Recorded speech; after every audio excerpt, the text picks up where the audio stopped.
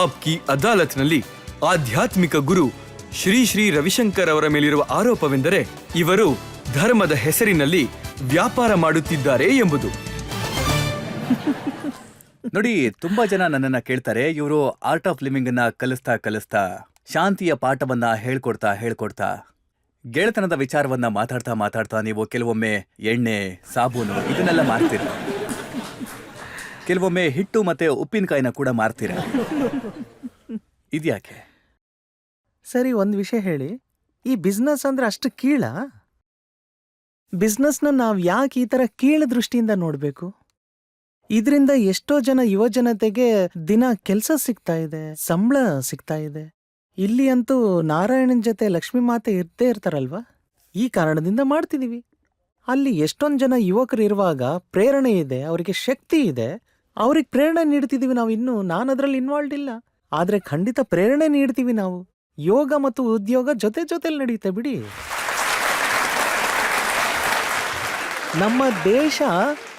ನಮ್ಮ ದೇಶ ಯಾಕೆ ಕೆಳಗ್ ಬಂದಿದೆ ಅಂದ್ರೆ ನಾವು ಉದ್ಯೋಗನ್ನ ಕೀಳಾಗಿ ನೋಡ್ತಾ ಇದ್ದೀವಿ, ವ್ಯಾಪಾರನ ಕೀಳಾಗಿ ನೋಡ್ತೀವಿ, ಬರೀ ದಾನ ಧರ್ಮ ಶ್ರೇಷ್ಠ ಅಂತ ನೋಡ್ತೀವಿ. ಅವು ಮಾತ್ರ ಶ್ರೇಷ್ಠ ಅಲ್ಲ ನೋಡಿ.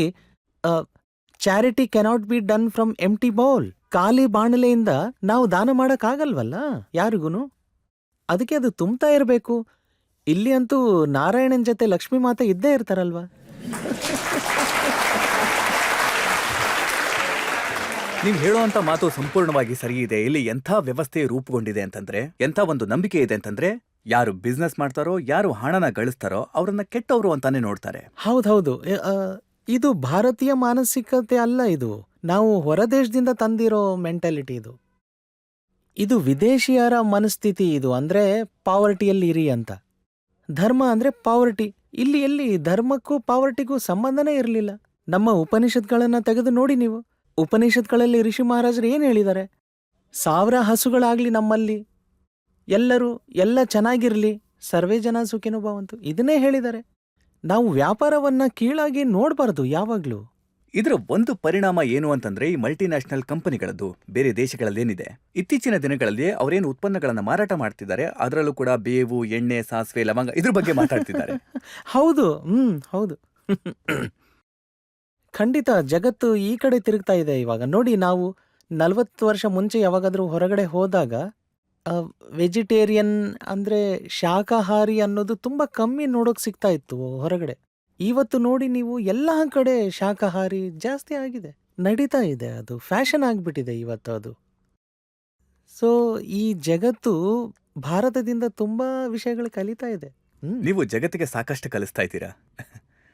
ಒಟ್ಟು 152 ದೇಶಗಳಲ್ಲಿ ಆರ್ಟ್ ಆಫ್ ಲಿವಿಂಗ್ ನ ಸೆಂಟರ್ ಅನ್ನ ಸ್ಥಾಪಿಸಿದ್ದೀರಾ. 56. ನೀವು 4 ಸೆಂಟರ್ ಯಾಕೆ ಕಮ್ಮಿ ಮಾಡ್ತಿದ್ದೀರಾ?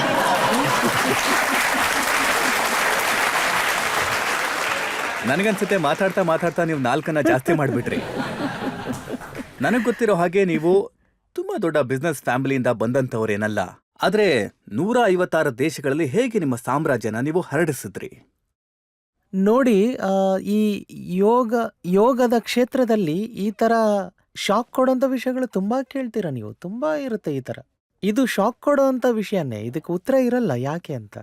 ಇದು ನಿಜಕ್ಕೂ ಅದ್ಭುತವಾದಂತ ವಿಷಯ. ನಿಮ್ಮ ಹೆಸರಿನ ಮುಂದೆ ಶ್ರೀ ಅಂತ 2 ಸಲ ಬರುತ್ತಲ್ಲ, ಇದು ಒಂದು ರೀತಿ ತಂತ್ರ. ಮುಂಚೆ 3 ಇತ್ತು, ಜಾಸ್ತಿ ಆಯ್ತು ಅಂತ ನಾನು 2 ಮಾಡ್ಕೊಂಡಿದ್ದೀನಿ.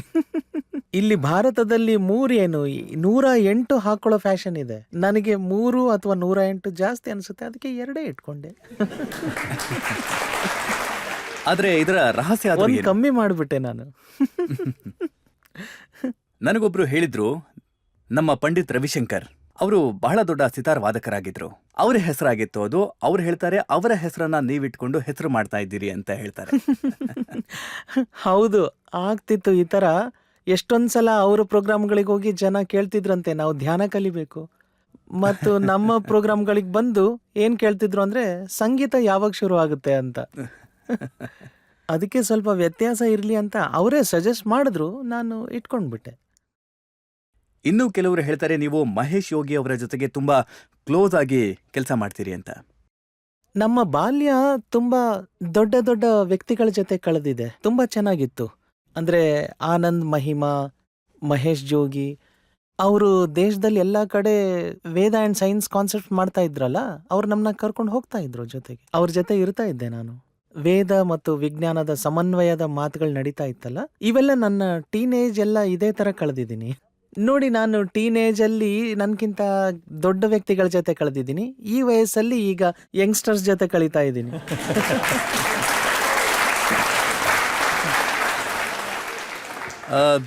ಆದರೆ ರವಿಶಂಕರ್ ಅವರೇ, ವ್ಯಾಪಾರ ಮಾಡೋದು ಕೆಟ್ಟದ್ದಲ್ಲ. ಆದರೆ ನೋಡಿ, ತುಂಬ ಜನ ಇದ್ದಾರೆ, ಅವರು ಸಾಧುಗಳಾಗಿರ್ತಾರೆ, ಋಷಿಮುನಿಗಳಾಗಿರ್ತಾರೆ, ಅವರು ವ್ಯಾಪಾರದಲ್ಲಿ ಅನಾಚಾರ ಮಾಡ್ತಾರೆ.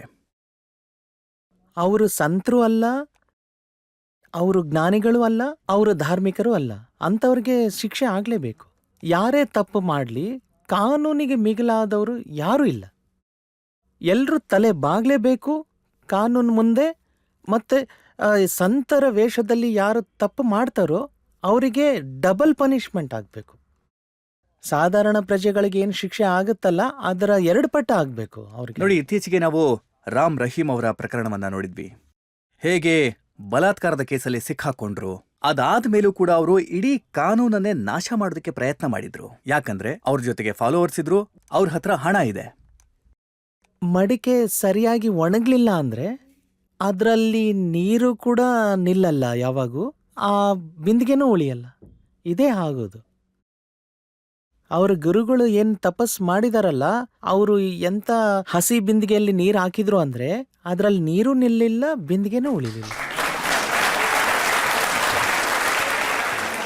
ನೋಡಿ, ಈ ಗುರುವಿನ ಸೀಟ್ ಏನಿದೆಯಲ್ಲ, ಅದು ಸುಲಭ ಇಲ್ಲ. ತುಂಬಾ ತಪಸ್ಯ ಸಾಧನೆ ಮಾಡಿದ್ಮೇಲೆ ಇದು ಸಿಗುತ್ತೆ. ಸುಮ್ನೆ ಯಾರೋ ಒಬ್ಬರನ್ನ ಹೀಗೆ ಕುಂದಿರಿಸ್ಬಿಟ್ರೆ, ಯಾವುದೋ ಪರಂಪರೆಯಿಂದ ಬಂದಿದ್ದಾರೆ ಅಂತ, ಅದು ತುಂಬಾ ದೊಡ್ಡ ತಪ್ಪಾಗುತ್ತೆ. ಈಗ ನೋಡಿ, ಈ ಅಸಾರಾಮ್ ಬಾಪುಗೆ ಎಷ್ಟು ಸಂಖ್ಯೆಯ ಅನುಯಾಯಿಗಳಿದ್ದಾರೆ. ಸಾಕಷ್ಟು ಕಡೆ ಆಶ್ರಮಗಳಿದ್ದಾವೆ. ಅವರ ಮೇಲೂ ಕೂಡ ಗಂಭೀರವಾದ ಆರೋಪ ಇದೆ.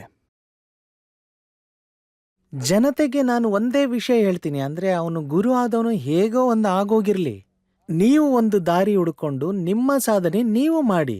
ನಿಮ್ಮ ಸಾಧನೆಯ ಮೇಲೆ ನೀವು ಗಮನ ಇಟ್ಕೊಂಡಿದ್ರೆ, ಯಾವಾಗ್ಲೂ ನೀವು ಸಾಗ್ತಾ ಇದ್ರೆ ಸಾಗ್ತಾನೆ ಇರಿ ಮುಂದೆ. ಆ ಗುರು ಏನ್ ಮಾಡ್ದ ಅಂತ ಆ ಕಡೆ ನೋಡ್ದೆ, ಇವನೇನ್ ಮಾಡ್ದ ನೋಡ್ದೆ, ಬೇಡವೇ ಬೇಡ. ಅವ್ರು ಏನಾದ್ರೂ ಮಾಡ್ಲಿ, ನಿಮ್ಮ ಜೀವನಕ್ಕೆ ಏನಾದ್ರೂ ಲಾಭ ಸಿಕ್ಕಿದ್ಯಾ, ಒಳ್ಳೇದಾಗಿದ್ಯಾ, ಸುಧಾರಣೆ ಆಗಿದ್ಯಾ, ನಿಮ್ಮ ಜೀವನದಲ್ಲಿ ಖುಷಿ ತುಂಬಿದ್ಯಾ, ನೀವು ತುಂಬಾ ದಯೆ ಮತ್ತು ಕರುಣೆಯ ದೃಷ್ಟಿಯಲ್ಲಿ ಬಂದಿದ್ದೀರಿ ಅಂದ್ರೆ ನೀವು ಮುಂದೆ ಸಾಗ್ತಾ ಇರಿ. ನೋಡಿ, ನಮ್ಮ ದೇಶದ ಜನರು ಬಹಳ ಮುಗ್ಧರು ಮತ್ತೆ ಸರಳ ಜೀವಿಗಳು. ಅವರು ಗುರುಗಳ ಹತ್ರ ಯಾವಾಗ ಹೋಗ್ತಾರೆ ಅಂದ್ರೆ ಕಷ್ಟದಲ್ಲಿದ್ದಾಗ ಮತ್ತೆ ತೊಂದರೆಯಲ್ಲಿದ್ದಾಗ. ನೋಡಿ, ಅಂಥವರ ಲಾಭ ಪಡ್ಕೊಂಡು ಎಕ್ಸ್ಪ್ಲಾಯ್ಟ್ ಮಾಡೋದಕ್ಕೆ ಶುರು ಮಾಡಿದ್ರೆ ಜನರಿಗೆ ಹೇಗೆ ಗೊತ್ತಾಗತ್ತೆ ಯಾರು ಒಳ್ಳೆಯವರು ಯಾರು ಕೆಟ್ಟವರು ಅಂತ? ಗುರುವಿನ ಹತ್ರ 4 ಥರದ ಜನ ಹೋಗ್ತಾರೆ. ನೀವ್ ಹೇಳಿದ್ರಲ್ಲ, ಒಬ್ರು ತುಂಬಾ ದುಃಖದಲ್ಲಿರೋರು. ಇನ್ನೊಂದ್ ಥರದ ಜನ ಯಾರು ಅಂದ್ರೆ ಜೀವನದಲ್ಲಿ ತುಂಬಾ ಆಕಾಂಕ್ಷೆಗಳಿರುತ್ತಲ್ಲ, ಸಾಧನೆ ಮಾಡ್ಬೇಕಂತಿರ್ತಾರಲ್ಲ, ಅದನ್ನ ಪೂರೈಸ್ಕೊಳಕ್ ಹೋಗ್ತಾರೆ. 3ನೇ ಥರದ ಜನ ಯಾರು ಅಂದ್ರೆ ಅವರಿಗೆ ಜ್ಞಾನ ಸಂಪಾದಿಸ್ಬೇಕು ಅಂತಿರುತ್ತೆ, ಕಲಿಬೇಕು ಅಂತಿರ್ತಾರೆ, ಏನೋ ತಿಳ್ಕೋಬೇಕು ಅಂತಿರ್ತಾರೆ, ಜೀವನನ ಸುಧಾರಿಸ್ಬೇಕು ಅಂತಿರ್ತಾರೆ. ಅಂತ ಜನ ಹೋಗ್ತಾರೆ. ಬರೀ ದುಃಖದಲ್ಲಿರೋರು ಮಾತ್ರ ಬರ್ತಾರೆ ಆ ಥರ ಅನ್ಕೋಬೇಡಿ. ಕೆಲವರು ನನ್ನಂತವರು ಹೋಗ್ತಾರೆ ಪ್ರಶ್ನೆ ಕೇಳೋದಕ್ಕೆ. ಮತ್ತೆ ಹೋದವ್ರಿಗೆಲ್ಲ ಏನೋ ಒಂದು ಸಿಗುತ್ತೆ, ಅವ್ರವ್ರ ಶ್ರದ್ಧೆಯ ಪ್ರಕಾರ ಅದ್ರ ಮೇಲೆ ನಿರ್ಭರವಾಗಿ ಸಿಗುತ್ತೆ. ಆದ್ರೆ ಅವರ ಗುರು ಏನ್ ತಪ್ಪು ಮಾಡ್ತಾನೋ ಅದನ್ನ ಅವರು ಅನುಭವಿಸ್ಬೇಕಾಗುತ್ತೆ. ಅದು ತಪ್ಪಿದ್ದಲ್ಲ. ನೋಡಿ, ನಾನು ನಿಮ್ಗೆ ಪಂಜಾಬ್ನ ಒಂದು ಉದಾಹರಣೆ ಕೊಡ್ತೀನಿ. ಪಂಜಾಬ್ನಲ್ಲಿ ಎಷ್ಟು ಡೇರೆಗಳಿದೆಯೋ ಬಹುಶಃ ಬೇರೆ ಯಾವ ರಾಜ್ಯದಲ್ಲೂ ಅಷ್ಟಿಲ್ಲ. ಅಲ್ಲಲ್ಲೇ ಸಾಕಷ್ಟು ಧರ್ಮಗುರುಗಳು ಸಿಗ್ತಾರೆ, ಡೇರೆ ಹಾಕಿರ್ತಾರೆ, ಜನ ಹೋಗ್ತಾರೆ. ಇಷ್ಟೆಲ್ಲ ಇದ್ರೂ ಕೂಡ ಪಂಜಾಬ್ನ ಯುವಕರು ಮಾದಕ ದ್ರವ್ಯಗಳಿಗೆ ಹೆಚ್ಚು ಪ್ರಭಾವಿತರಾಗಿದ್ದಾರೆ. ಯಾವ ಜನ ಯಾರಾದ್ರೂ ಒಬ್ಬ ಗುರುವಿನ ಜೊತೆ ಅಥವಾ ಯಾವುದೋ ಒಂದು NGO ಜೊತೆ ಜಾಯಿನ್ ಆಗಿದಾರೋ ನೀವು ನೋಡಿ, ಬೇಕಾದ್ರೆ ಅವರೆಲ್ಲ ಇಂಥ ಪ್ರಭಾವಕ್ಕೆ ಒಳಗಾಗಲ್ಲ. ಯಾರ ಮನಸ್ಸಲ್ಲಿ ಎಲ್ಲರ ಮೇಲೂ ಈ ಥರ ಸಂಶಯ ಇರುತ್ತೋ ಅವರು ಎಲ್ಲಿನೂ ಸೇರ್ಕೊಳಕ್ಕಾಗದೆ ಅವ್ರು ಇಂಥವಕ್ಕೆಲ್ಲ ಬಲಿ ಆಗ್ತಾರೆ. ಅಂದ್ರೆ ನೋಡಿ, ಜನತೆ ಇದ್ದಾರೆ, ಪಬ್ಲಿಕ್ ಇದ್ದಾರೆ. ಅವರು ಹೇಗೆ ಡಿಸೈಡ್ ಮಾಡಬೇಕು ಯಾವ ಗುರು ಒಳ್ಳೆಯವರು ಯಾರಲ್ಲ ಅಂತ? ಅದು ನಿಮ್ಮ ಆಪ್ಕೆ ಅದಾಲತ್ ಕಾರ್ಯಕ್ರಮದಲ್ಲಿ ಕ್ಲಿಯರ್ ಆಗ್ಬಿಡುತ್ತೆ.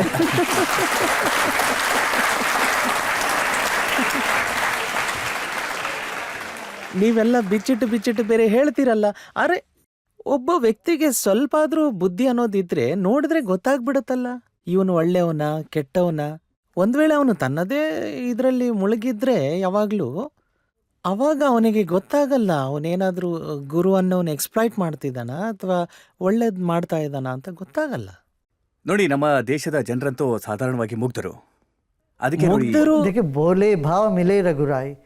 ಮುಗ್ಧ ಭಾವನೆಯಲ್ಲಿ ಇರೋರು ಅವ್ರ ಜೊತೆ ಮೋಸ ಆಯ್ತಂದ್ರೆ ಮುಗ್ಧ ಭೋಲೆನಾಥ ಅವ್ರ ಜೊತೆ ಇದ್ದಾನೆ. ಈಶ್ವರಿಯ ಶಕ್ತಿ ಅವ್ರನ್ನ ಸಂರಕ್ಷಣೆ ಮಾಡುತ್ತೆ. ಗುರೂಜಿ ನಮಸ್ತೆ. ನಾನು ಏನ್ ಕೇಳಕ್ಕೆ ಇಷ್ಟಪಡ್ತೀನಿ ಅಂದ್ರೆ ಅದು ಏನ್ ಯೋಗ ಇದೆಯಲ್ಲ, ಆ ಯೋಗಕ್ಕೆ ನೀವು ಮತ್ತೆ ತುಂಬಾ ಜನ ಗುರುಗಳು ತುಂಬಾ ಕೆಲಸ ಮಾಡಿದೀರಾ. ಆದ್ರೆ ಇಲ್ಲಿ ಆಡಿಯನ್ಸ್ ಏನ್ ಕೂತಿದಾರಲ್ಲ, ಅದರಲ್ಲಿ 60% ಜನ ಅವ್ರೇನೋ ಹೇಳೋದಕ್ ಹೇಳ್ತಾರೆ, ಆದ್ರೆ 60% ಜನ ಯೋಗನ ಪ್ರಾಕ್ಟೀಸೇ ಮಾಡ್ತಾ ಇಲ್ಲ ಅವ್ರ ಜೀವನದಲ್ಲಿ. ಏನ್ ಕಡಿಮೆ ಆಗಿದೆ, ಯಾಕೆ ನಮ್ ತನಕನೂ ಕೂಡ ಆ ಯೋಗ ಬರ್ತಿಲ್ಲ, ಯಾಕೆ ನಾವು ಅದನ್ನ ಇಂಪ್ಲಿಮೆಂಟ್ ಮಾಡ್ಕೊಳಕ್ಕೆ ತುಂಬಾ ಕಷ್ಟ ಆಗ್ತಿದೆ? ನಾವು ವಿಶ್ವದಲ್ಲೆಲ್ಲ ಇಷ್ಟೆಲ್ಲ ಹರಡ್ತಾ ಇದೀವಿ ಯೋಗನ, ಆದ್ರೆ ಇಂಡಿಯಾದಲ್ಲಿ ಗ್ರೌಂಡ್ ಲೆವೆಲ್ ಅಲ್ಲಿ ಯಾಕೆ ಆಗ್ತಿಲ್ಲ? ಇದಕ್ಕೆ ಉತ್ತರ ಕೊಡ್ತೀರಾ ಪ್ಲೀಸ್? ಒಂದು ಕಾರಣ ಏನು ಅಂದ್ರೆ ಮುಂಚೆನೆ ಏನೇನೋ ತಿಳ್ಕೊಂಡ್ಬಿಟ್ಟಿರ್ತಾರೆ ಯೋಗದ ಬಗ್ಗೆ ಯುವತೆ. ಇನ್ನೊಂದೇನು ಅಂದ್ರೆ ಯೋಗ ಅನ್ನೋದು ತುಂಬಾ ಸೀರಿಯಸ್ ಆಗಿ ಅನ್ಕೋತಾರೆ. ಅಂದ್ರೆ ಇದು ನಮ್ಗಲ್ಲ, ತುಂಬಾ ಸೀರಿಯಸ್ ಜನರಿಗೆ ಅಂತ. ಇದರಲ್ಲಿ ಒಂದು ಫನ್, ಒಂದು ಮೌಜ್ ಮಸ್ತಿ ಎಂಟರ್ಟೈನ್ಮೆಂಟ್ ಏನು ಸಿಗದೇ ಇಲ್ವಲ್ಲ ಅಂತ. ಈ ಕಾರಣದಿಂದನೂ ಯುವತೆ ಇದರಿಂದ ಸ್ವಲ್ಪ ದೂರ ಇರಬೇಕು ಅನ್ಕೋತಾರೆ. ಮತ್ತು ಮೂರನೇ ವಿಷಯ ಏನು ಅಂದ್ರೆ ಅದ್ರ ಬಗ್ಗೆ ಮಾಹಿತಿ ಇಲ್ಲದೆ ಹೀಗಾಗುತ್ತೆ. ಆ ಯೋಗ ಅಂದ್ರೆ ಉದ್ದ ದಾಡಿ ಬಿಟ್ಟು ಭಸ್ಮ ಹಚ್ಕೊಂಡು ಎಲ್ಲ ಆ ಥರ ಏನಲ್ಲ. ಅವನು ಜೀವನದಲ್ಲಿ ಒಬ್ಬ ಉಪಯೋಗಿ ಆಗಿರ್ತಾನೆ.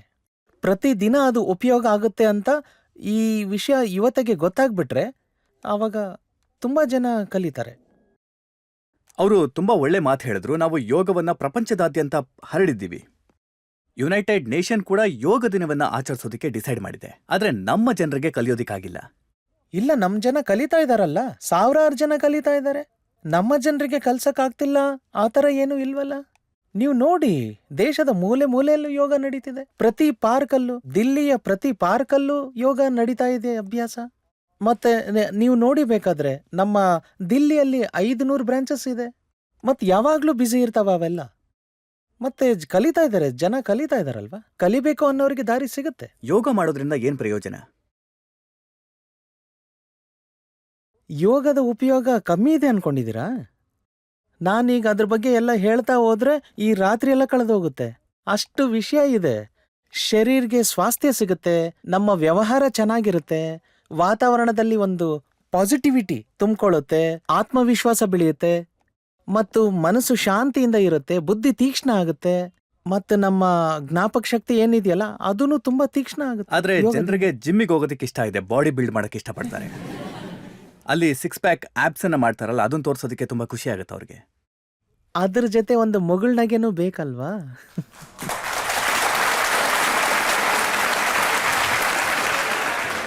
ಮತ್ತೆ ಯೋಗ ಒಬ್ಬ ವ್ಯಕ್ತಿ ಮುಖದ ಮೇಲೆ ಎಂತ ಮುಗುಳ್ನಗೆ ತರುತ್ತೆ ಅಂದ್ರೆ ಅದು ಯಾವತ್ತೂ ಬಾಡೋದೇ ಇಲ್ಲ.